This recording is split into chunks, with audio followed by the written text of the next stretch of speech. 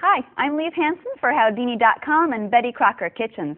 If you're looking for a special birthday cake for your little fairy princess, I think I have a great idea for you. It's a princess cake, and as you'll see, the cake forms a beautiful gown over a doll. Let's get started. We're going to need 3 8-inch round cakes and 1 cake that we've baked in an oven-proof glass bowl like this. I'm going to push this over to the side and we're going to start cutting. I've already trimmed the dome off of 1 cake and inverted it onto our cake platter. I'm going to cut the dome off of this one using a serrated knife. And you can just set this aside. If you want to snack on it, you can. Now, I'm going to cut this one in half also. Rotate the cake as you go instead of cutting straight through. One tip is to chill your cakes in the freezer for about 45 minutes before you cut them. This will reduce the crumbs. What I'm going to do now is I'm going to cut a small circle in the center of each cake. This way we can insert the doll in later. You can either use a small serrated knife, but you can also use little decorative pastry cutters. Cut it right in the middle.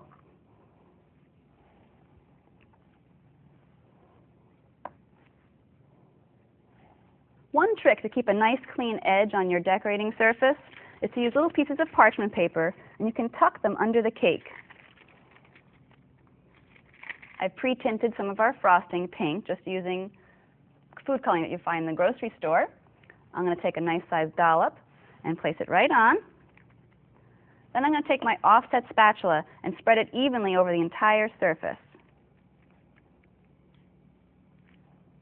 Then we take another cake and invert it right on top. Try to keep them as centered as possible.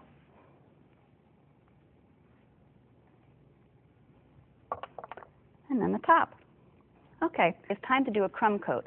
A crumb coat is basically just a thin layer of frosting that covers the entire cake, and it seals in the crumbs so that your final coat looks nice and clean. So it looks like this one's completely covered, so I'm going to go ahead and show you a nice trick. You can actually keep spreading the frosting over with your offset spatula, but a nice way to get it really smooth, just use a piece of paper. Cup the paper like this, curve it to the side of the cake, and pull straight up, and you get a nice smooth edge. Continue around the entire cake.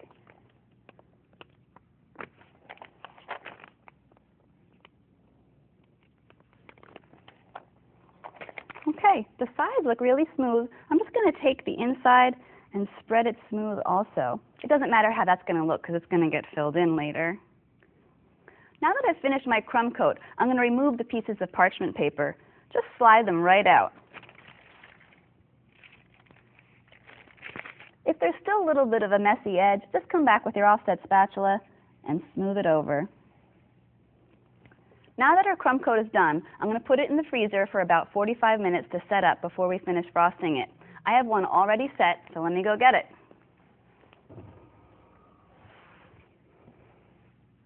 Time to do our final coat. And for this one, we've placed it on a really nice serving platter with a little ribbon to match. Place a nice sized dollop on top and start spreading it on.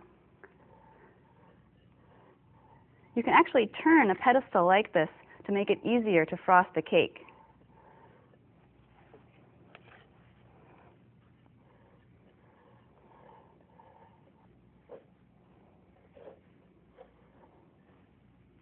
Okay, it's all covered. Now you have a few choices. You can go ahead and make it smooth again with that same technique we did with the crumb coat and the paper, or you can give it a little texture. You can do lines up and down. I think I'm going to give it some little swirls.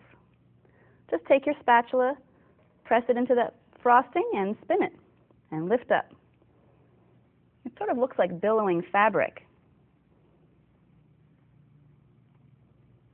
There's really no pattern to this. It's all random movements. And I think we're ready. Now that we're done frosting the cake, it's time to insert the doll. We've taken a fashion doll, and we've just basically wrapped it with some plastic wrap. This will protect the clothing so it doesn't get any frosting on it. I have one ready, and we're just going to stick her right in there. Then we're just going to cover with a little bit more frosting to fill in that hole.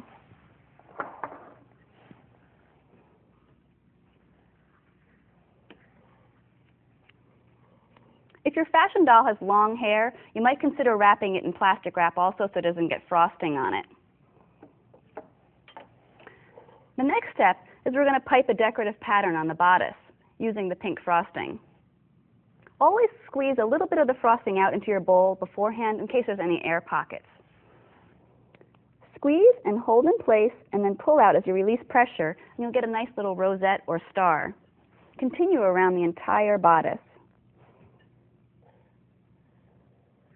I'm going to put some straps over her shoulders.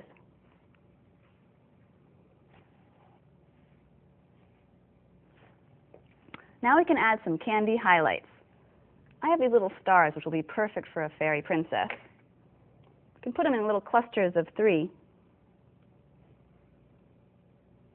I'm going to put one more star that's a little bit larger right on her bodice. Maybe I'll put 2 more little stars right next to it.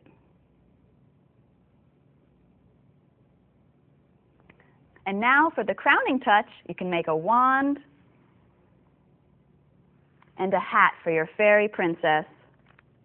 I love to use a real doll for this cake so that the birthday girl can keep it as an extra special memory. I'm Lieve Hansen for Howdini.com and Betty Crocker Kitchens.